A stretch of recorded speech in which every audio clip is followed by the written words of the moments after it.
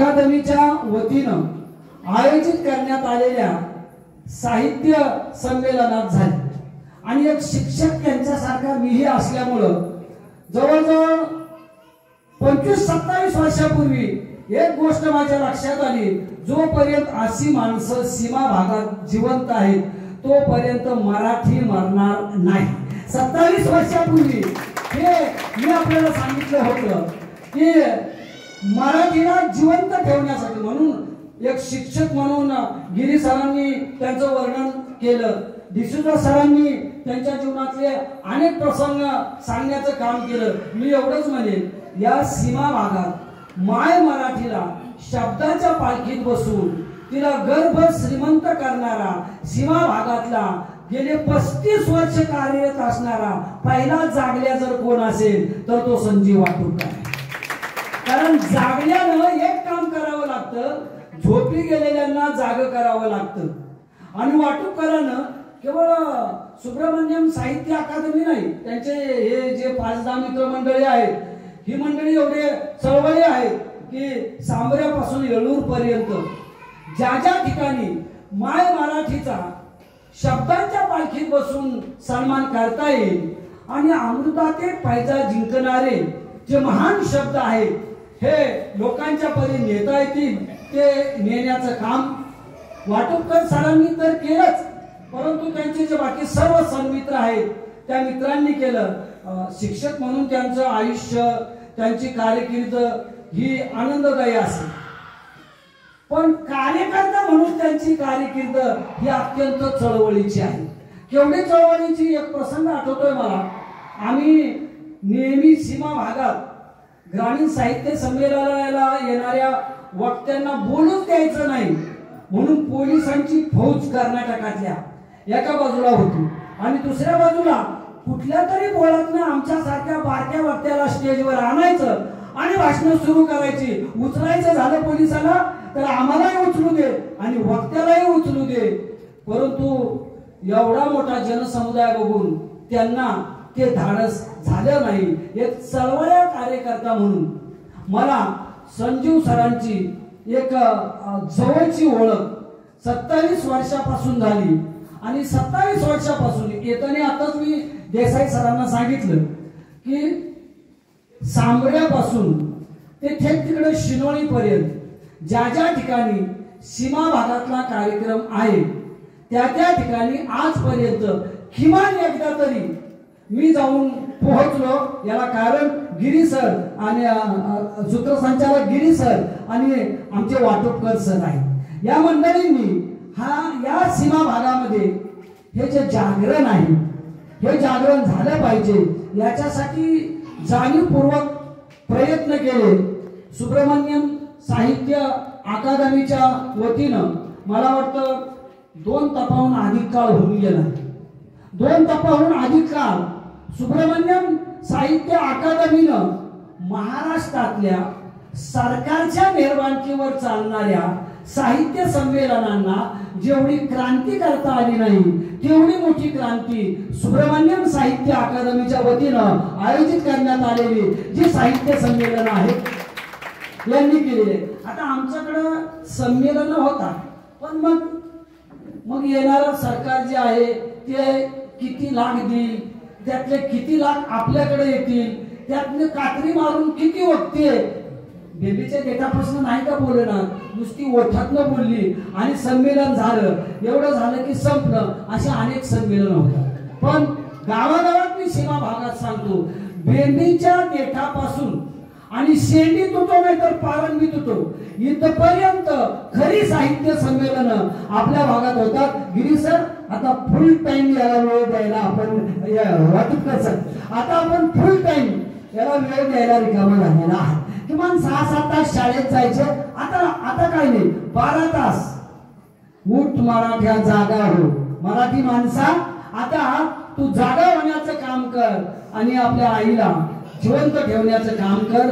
या कापोली हायस्कूलच्या माजी विद्यार्थी संघानं सरांचं आणि वहिनींचं सपत्नीक या ठिकाणी सत्कार करण्याचं काम माजी विद्यार्थ्यांनी केलं। आणि खरं सांगू मुलांना, वाटुपकराचा बघितला काय आणि प्राध्यापक भुकेलेचा बघितला काय. जरी आम्ही सिनियरला असलो तर आजही माझा बॅलन्स आपण तपासायला या. तपासायला आल्यानंतर आपल्या लक्षात येईल पेन्शन मधले 50% पोराने गेले, 20% घरात गेले, 20% शेतगळ्यानं गेलं, शिल्लक 10%च राहिले. 10% आयुष्य कसं ढकलायचं हा शिक्षकासमोर त्यातनं वाटुपकर सारखा एखादा असला 10%तले 2% याला, 3% याला, 2% याला राहिले 3%. आणि असे 3%मध्ये हे कारण आमचा खरा बॅलन्स तुमच्यासारखे माजी विद्यार्थी आहेत. तुमच्यासारख्या माजी विद्यार्थी संघाने हा माझा मास्तर होता म्हणून मी उभा राहिलो असं म्हटलं ना. आम्हाला स्वर्गातून विमान यायची गरज नाही, वाटुपकरला सुद्धा विमानाची गरज नाही. तुमच्यासारखी पोरं उभी राहिली म्हटली वाटुपकर होते म्हणून मी इंजिनियर झालो, वाटुपकर होते म्हणून मी कारखान्यामध्ये एखादा कुशल कारागीर झालो. बस आमचा स्वर्ग तोच. कारण याच बेळगावच्या कवयित्रीने म्हटलेलं आहे रक्तामध्ये ओढ मातीची, मनास मातीचे ताजेपण, मातीतून मी आले वरती, मातीचे मम आधुरे जीवन. आमच्या मातीशी आमची ओढ असणं आणि आमच्या मातीतले विद्यार्थी उभे राहणं. या मराठा मंडळाच्या वेगवेगळ्या शाखेतून 32 वर्षाहून अधिक काळ संजीव सरांनी सेवा करण्याचं काम केलं आणि जे शेकडो विद्यार्थी घडविण्याचं काम केलं. हे विद्यार्थी आमचे आरसे आहेत. हे आरसे आम्ही नेमके कसे आहोत हे जेव्हा केव्हा वाटुपकरांना परमेश्वर विचारल काय केलंस तर मी भगवद्गीतेत एक श्लोक आहे अभयम सत्व संशुद्धिर ज्ञान योग व्यवस्थितः दानं दमस्य यज्ञस्य स्वाध्याय स्तप आर्जव. शिक्षकाच्या आणि समाजाच्या दैवी संपत्तीचं वर्णन या श्लोकात करण्यात आलेलं आहे. पहिल्यांदा तो निर्भय असावा लागतो. वहिनींचं या निमित्तानं मी अभिनंदन करतो की वहिनी 60 पर्यंत त्यांना आपण सांभाळलं. 6-7 तास शाळेतले, नंतर एखाद्या संमेलनाला गेले, परत 8 दिवसाने आली. इथून पुढे सांभाळणं अवघड आहे. कारण हम दीवानों की क्या बस्ती, आज यहाँ रहे तो कल वहां रहे, मस्ती का आलम जहाँ चले, हम हवा उडाते वहां चले. असा हवेवर स्वार होणाऱ्या वाऱ्याला सांभाळणं ही गोष्ट अतिशय अवघड असते. कालच आमच्या मिसेसला एकाने विचारलं सर घरी कधी येतील. मिसेसने सांगितलं काल गोव्याला होते, आता बेळगावला निघाले, संध्याकाळी आजरा तालुक्याच्या आणि गडिंग्लज तालुक्याच्या सीमा भागात असणाऱ्या बेळगुंदी गावाला निघाले. घरी कधी येतील हे मला काय सांगता येत नाही. जेव्हा येतील तेव्हा माझे वाटपकर सर, घरी केव्हा येतील तेव्हा तुमचे, असं इथून पुढे 100% समजायला हरकत नाही. कारण कसं असतं आपल्या चालीत चालणाऱ्या, आपल्या तोमेव वाताचे पिता तोमेव असं महत्व देणाऱ्या माणसाला सांभाळणं खूप सोपं असतं. पण आपणच नेमकं कुठं आहोत याचं भान, व्यवधान आणि अवधान विसरणाऱ्या माणसाला सांभाळणं खूप कठीण असतं. म्हणून वहिनी वाटपकरांचं अभिनंदन करण्यापेक्षा तुमचं पहिल्यांदा मी मनपूर्वक अभिनंदन करतो. आपण या माणसाला सांभाळलं. कारण कुटुंबातला हा कणा जर मजबूत राहिला तर कुटुंब संस्था ही खऱ्या अर्थाने मजबूत राहील. आतापर्यंत सांभाळल्यावर कदाचित उद्या ते म्हणायला लागतील आता झालं 60 वर्ष सांभाळलंच, आता बोनस लाईफ मध्ये सांभाळलंच काय आणि नाही सांभाळलंच काय माझं मी बघतो. तर उद्या सांगा त्यांना नाही आताच खरं सांभाळायची गरज आहे. या बोनस लाईफ मध्ये सांभाळण्याची खरी गरज आहे. चळवळ्या माणसाचे संसार सांभाळणं हे गृहिणीला अतिशय अवघड जातं. आणि माझं प्रामाणिक मत आहे जी चळवळ्या माणसाचे संसार सांभाळते ती खरी गृहिणी.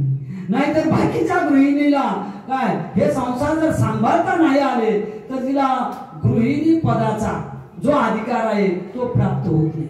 निर्भय समाज निर्माण करणं ही शिक्षकाची संपत्ती तर आहेच, परंतु शिक्षकाचा दैवी गुण आहे. याच्यासाठी शिक्षक निर्भय असावा लागतो. बरं झालं योगायोगानं 50%च्या आत पुढारी असणारी मंडळी स्टेजवर आहेत. त्यामुळे मला बिनधास्त बोलायला काहीच हरकत नाही. प्युअर म्हणजे मुरलेले लोणचे राजकारणातले असते तर मला बोलायला अवघड झालं असते. आणि त्यामुळे आता मी बिनधास्त बोलतो. निर्भय समाज घडवायचा झाला तर साहेब आले जिंदाबाद जय जयकार. साहेबाचा खाली एक खुर्ची असते, खुर्ची खाली गुंड असतात, गुंडा खाली शंड असतात, त्याच्या खाली तुमच्या माझ्यासारखे असतात आणि मग ते साहेबांना लवून मुजरा करतात. अशी लाचार माणसं समाजात क्रांती करत नाहीत. क्रांती करण्यासाठी शिक्षक हा निर्भय असावा लागतो. मराठा मंडळात जरी नोकरी केली वाटुपकरांनी तर 32 वर्ष हा माणूस निर्भयपणे जगण्याचं काम या सेवेत केलं. म्हणून ही सगळी साहित्य संमेलन जिवंत राहिली. पोरं किती शिकली, किती पोरं डिस्टिंक्शन मध्ये आली, किती पोरं डिस्टिंक्शनच्या पुढे गेली हे संस्था मोजमाप करेल हो. पण किती पोरं मरणाला आव्हान देणारी निर्माण केली छत्रपती शंभूराजासारखे, ही खरी शिक्षकाची देणगी आहे. पोरांना ते क्लासला असो बाकीच्या गोष्टीत असो पोरं मार्क मिळवतील, पण पोरांनी मार्क मिळवण्यापेक्षा ते निर्भय झाले पाहिजे. माझं नेहमी कालच शिक्षक दिनाला एका कार्यक्रमात परवा मी सांगितलं, शिक्षक लाचार झाला की देश लोळण घ्यायला जास्त वेळ लागत नाही. ज्यावेळेला शिक्षक निर्भय होतो त्यावेळेला राष्ट्र उभा राहतं. कारण निर्भय नागरिकाची निर्मिती करणं हे शिक्षकाचं ध्येय असतं. आणि वाटुपकरांच्या सदिच्छा समारंभाला उपस्थित असणाऱ्या शिक्षक शिक्षिका बंधू भगिनींनो, त्यांच्याबरोबर बोलता बोलता मी आपल्याला एक मेसेज देईन की आपणही निर्भय समाज घडवण्याचा संकल्प या चळवळ्या माणसाच्या सदिच्छा समारंभाच्या निमित्तानं सोडायचा आहे. म्हणजे आपण लाचारी पत्करली वगैरे असा गैरसमज करून घेऊ नका. परंतु जर चुकून संस्था चालकाच्या, अध्यक्षाच्या, उपाध्यक्षाच्या, संचालकाच्या आणि कुणीतरी वरच्या पाठीमागे पुढे आपले शैक्षणिक कर्तव्य सोडून जेव्हा शिक्षक घालीन लोटांगण वंदीन चरण डोळ्यानं पाहिन रूप तुझे असं करायला लागतो, तेव्हा सरस्वतीच्या दरबारात शिक्षण माता मिळल्याशिवाय राहत नाही. सरस्वतीच्या दरबारात जर शिक्षण माता जिवंत राहायची झाली तर शिक्षक हा केवढा निर्भय असावा लागतो. ज्या वेळेला श्रीकृष्णाने सांदीपानीला विचारलं की मी द्वारकेचा सम्राट होणार आहे आणि सम्राट होण्याच्या निमित्तानं आपण मला द्वारकेत येऊन काहीतरी शिकवण्याचं काम कर, तेव्हा सांदीपानीने सांगितलं शिकायचंय ना तुला, मी ज्या जंगलात राहतो तिथं ये, मी जी कामं सांगतो ती पहिल्यांदा कर आणि अलीकडच्या भाषेत ज्याला मूड म्हणतात, हा मूड मला जेव्हा येईल तेव्हा मी तुला काय सांगायचं काय शिकवायचं ते शिकवायचं काम करेन. जोपर्यंत तू माझ्यापर्यंत येत नाहीस तोपर्यंत मी तुला काही देणार नाही. श्रीकृष्णाने द्वारकेचं साम्राज्य आणि गोकुळातल्या लीला सोडल्या आणि सांदीपानींच्याकडे गेले. प्रभू रामचंद्र वशिष्ठांच्याकडे गेले आणि या दोन गुरूंनी एक मर्यादा पुरुषोत्तम म्हणून आणि दुसरा योगेश्वर म्हणून जे शिष्योत्तम आहेत हे घडविण्याचं काम केलं. या पुराणातल्या गोष्टी झाल्या रामायण महाभारतातल्या. पण याचा अर्थ काय? याचा अर्थ हा की असे निर्भय विद्यार्थी घडविण्याचं काम शिक्षक नावाचा जिवंत कल्पतरू करतो की जो जिवंत कल्पतरू जोपर्यंत सूर्य आणि चंद्र अस्तित्वात आहे तोपर्यंत गुरु आणि शिष्यांचं नाव जिवंत ठेवण्याचं काम करतो. श्रीकृष्णाने दोन शिष्य केले, एक होता उद्धव आणि दुसरा होता अर्जुन. परंतु जोपर्यंत ही पृथ्वी राहील तोपर्यंत या गुरुचं आणि या शिष्यांचं नाव जिवंत राहील. खरंच वाटुपकर असो, मी असो, आपण सर्व शिक्षक मंडळी असो, आपण जेव्हा या दुनियेत नसू तेव्हा 5, 10, 20 वर्षांनी एखाद्या पोरांनी कुठंतरी आपल्या गावात म्हणणं खरंच माणूस म्हणून जगण्याची आयडेंटिटी मला वाटुपकर मास्तरनी दिली. तो जर नसता आणि कानाखाली एक बसली नसती तर कानच उघडे झाले नसते. अशा कानाला उघडं करण्याचं आणि मनाची जी प्रसन्नता आहे ही प्रसन्नता देण्याचं काम शिक्षकाला करावं लागतं. त्यांनी 32 वर्षात ते केलं. गिरी सरांनी जो परिचय त्यांचा मला दिला त्यात त्यांनी म्हटलं ते उत्कृष्ट सूत्रसंचालक आहेत. नुसते सूत्रसंचालक नाहीत ते, तर वक्त्यापासून अध्यक्षापर्यंत सगळ्यांना एका सूत्रात स्टेजवर येण्यापूर्वी गोवण्याची कला महाराष्ट्रातल्या आमच्या लोकांनी वाटूकराच्याकडनं शिकावी असं मी तिथं जाऊन सुद्धा त्यांना सांगणार आहे. स्टेजवरचं सूत्रसंचालन एका वक्त्याचे पहिले 4 शब्द घेऊन दुसऱ्या वक्त्याला जोडणं सोपं आहे, परंतु स्टेजच्या खाली असणाऱ्या वक्त्यांना सांभाळणं, स्टेजच्या खाली असणाऱ्या विचार काय असतं मेंढरांना सांभाळणं सोपं असतं हो, पण एक जरी बिबट्या सांभाळायचा म्हटलं ना तर खूप अवघड होतं. कारण मेंढरांचे काळ हे सेनापती भेकडांचे, सोसताना सत्य यांच्या मनगटाचे सेन होते असं म्हटलेलं आहे आमच्या कवींनी. आणि त्यामुळं म्यान्या करणाऱ्यांना सांभाळणं सोपं, पण जे डरकाळी फोडतात त्यांना सांभाळणं अवघड आहे.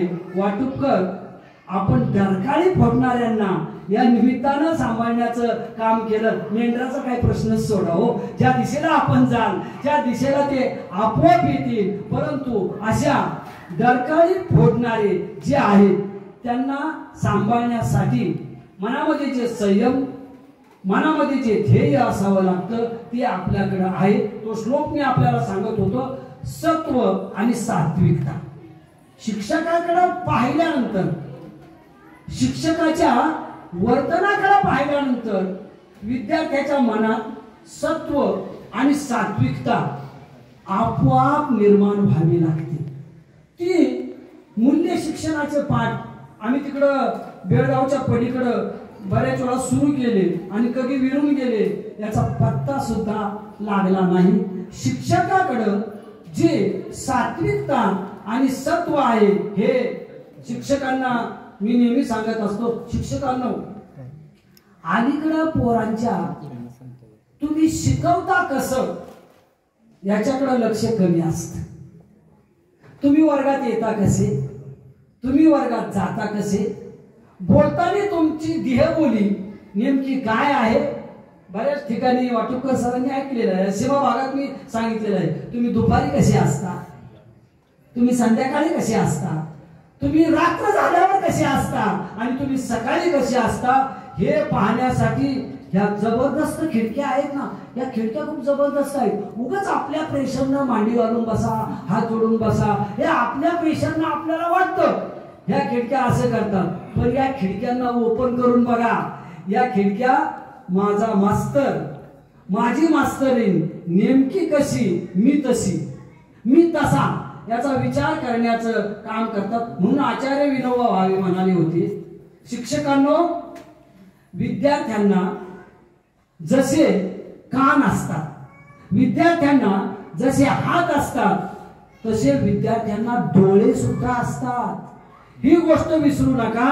तुम्ही कसे जगता, तुम्ही कसे वागता हे पाहण्यासाठी विद्यार्थ्याचे डोळे आसुसलेले असतात. वाटुकर आपण काय हाताला आणि कानाला तृप्त केलंच असणार, कारण जो खंदा सूत्रसंचालक आहे, मगाशी सूत्रसंचालक म्हणाले, टीव्ही आणि सिनेमातल्या कलाकारापासून साहित्यिकापर्यंत ज्यानं चतुरस्त्र आणि सर्वत्र संचार केलाय त्याला वर्ग हँडल करणं ही गोष्ट अवघड नाही. म्हणजे तुम्ही विद्यार्थ्यांच्या हातांना कानांना तृप्त केलं, पण मला महत्वाची गोष्ट वाटते तुम्ही त्यांच्या डोळ्यांना तृप्त केल्यात.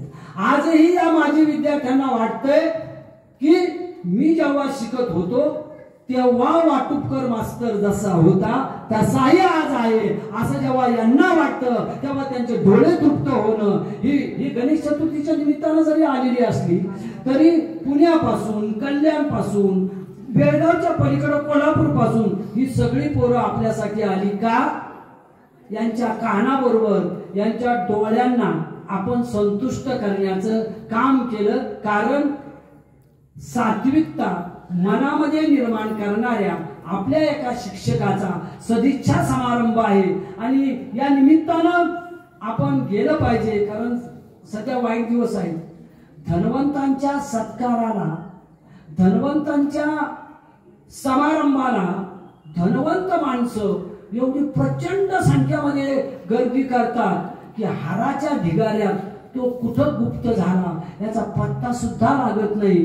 परंतु ज्ञानवंताच्या सन्मानाला मोजकेच ज्ञानवंत मंडळी जमतात. पण माझा ठाम विश्वास आहे, उद्या या देशाला हे धनवंत तारणार नाहीत, तर वाटुकरासारखे ज्ञानवंत तारणार आहेत. ही गोष्ट आपण कधीही विसरता कामा नये. कारण धनवंतांच्या जीवनामध्ये निर्माण झालेले सत्कार हे क्षणिक असतात. धनवंताच्या जीवनामध्ये निर्माण झालेल्या सदिच्छा या क्षणिक असतात.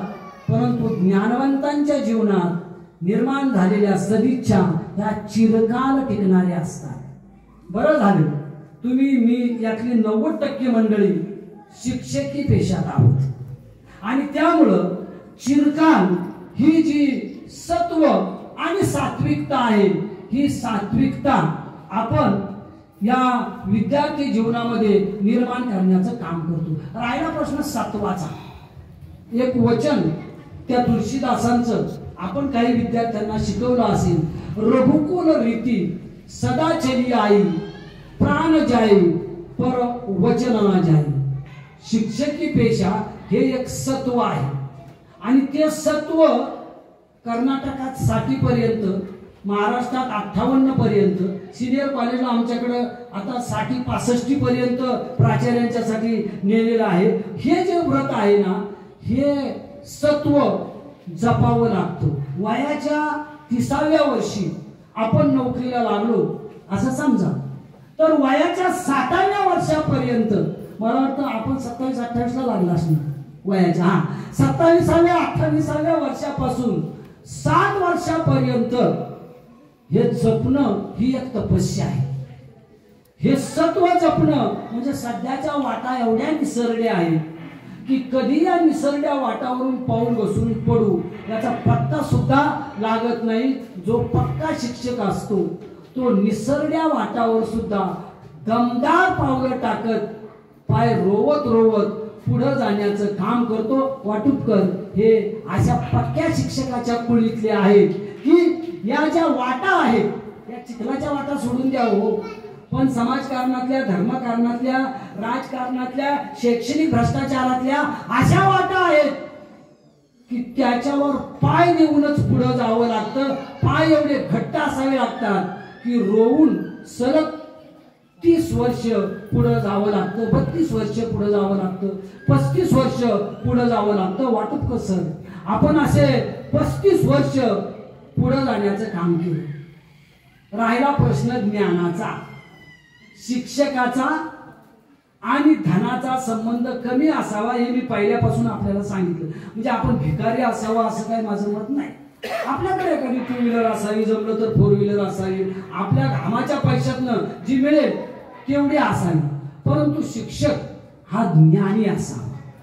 ज्ञानी शिक्षकाचा जो सन्मान आहे मी आपल्याला आत्ताच सांगितलं. प्रत्यक्ष परमेश्वराला, विद्यार्थ्याला, समाजाला वगैरे सोडून द्या, परंतु ज्ञानी शिक्षकाचा सन्मान प्रत्यक्ष समाजाला करावा लागतो, परमेश्वराला करावा लागतो.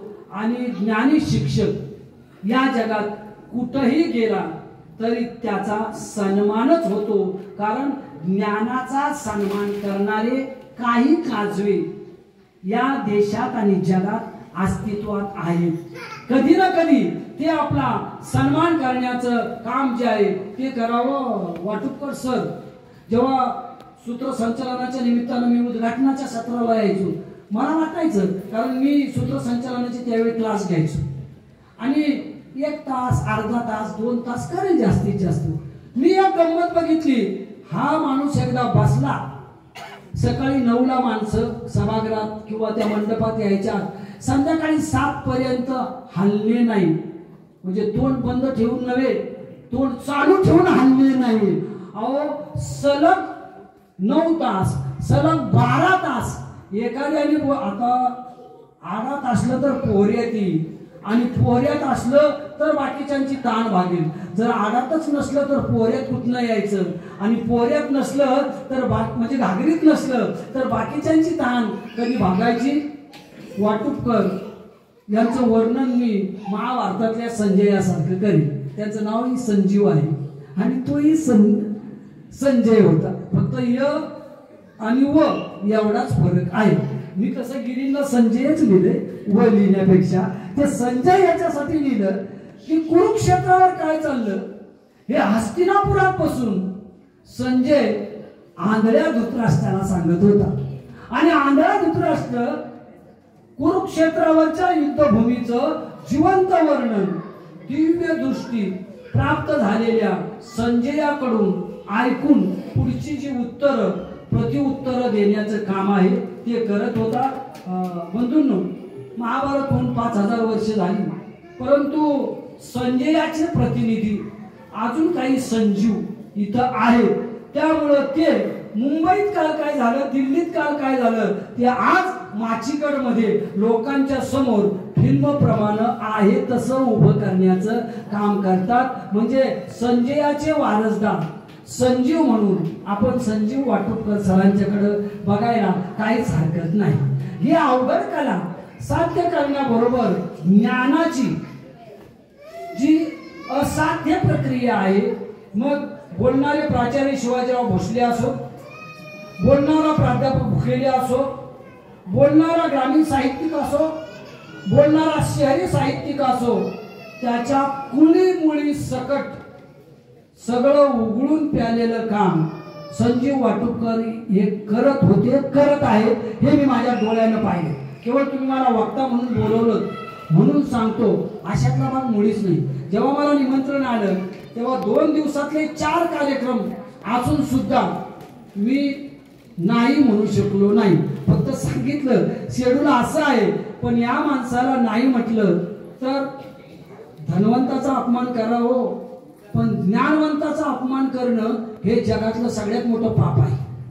हे पाप आपल्याकडून होता कामा नये आणि अशा ज्ञानवंतांचा एक शब्द सन्मान व्हावा म्हणून मी इथपर्यंत आलो. हे सत्व वाटुपकर सरांनी आपल्या आयुष्यामध्ये जपण्याचं काम केलं. व्यवस्था, आता तुमच्याकडं या व्यवस्थेमध्ये शैक्षणिक व्यवस्थेमध्ये काही परिवर्तन असतील, सामाजिक व्यवस्थेमध्ये काही परिवर्तन असतील, ही सगळी परिवर्तन पचविण्याचं काम जे आहे हे काम वाटुपकर सरांनी केवळ आपल्या 32 वर्षाच्या सेवेत नव्हे तर त्याही अगोदर हे पचविण्याचं काम जे आहे हे काम केलेलं आहे. शिक्षकाने ज्ञानदान करावं आपण नेहमीच ऐकतो, पण बाकीचं काय दान करावं. परवा मला शिकवणारे एका शिक्षकाला एक पुरस्कार देण्यात आला आणि या पुरस्काराच्या निमित्तानं माझ्या शिक्षकाने सांगितलं मी रिटायर होईपर्यंत माझ्याकडं 1 कोटी रुपये जमा झाले होते. तुमच्या साहित्य संमेलनाला ते येऊन गेले, मी आणि ते एकत्रच होतो.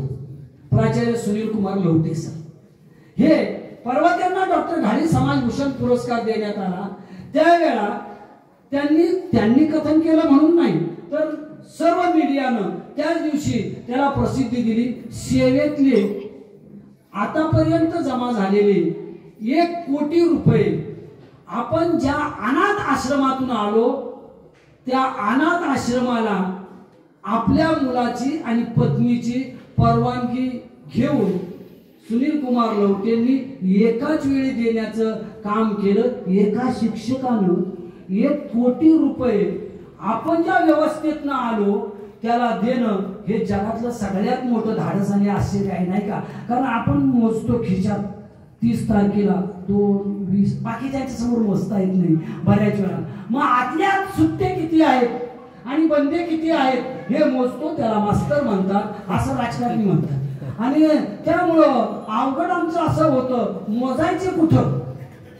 घरात मोजावे तर 15 तारखेपर्यंत त्याचे काय काय करायचं याचं प्लॅनिंग आज सुरूच असतं. घरात मोजता येत नाही. रस्त्यात मोजावे तर जास्त झालंय वाटतं याच्याकडे. गव्हर्नमेंटने तो इन्क्रिमेंट वाढवलेले दिसतात. त्याच्यामुळं रस्त्यात मोजावं आवड आहे आणि त्यामुळं आम्हाला आतले आत मोजावे लागतात आणि आतले आत मोजून मग कधी घरातल्यांच्या समोर खोटं, कधी समाजासमोर खोटं. शिक्षक हा ज्ञानदान तर करतोच आणि रहीम नावाच्या संतानं म्हटले हे रुपयाच्या दानाचं, पैशाच्या दानाचं सोडून द्यावं, पण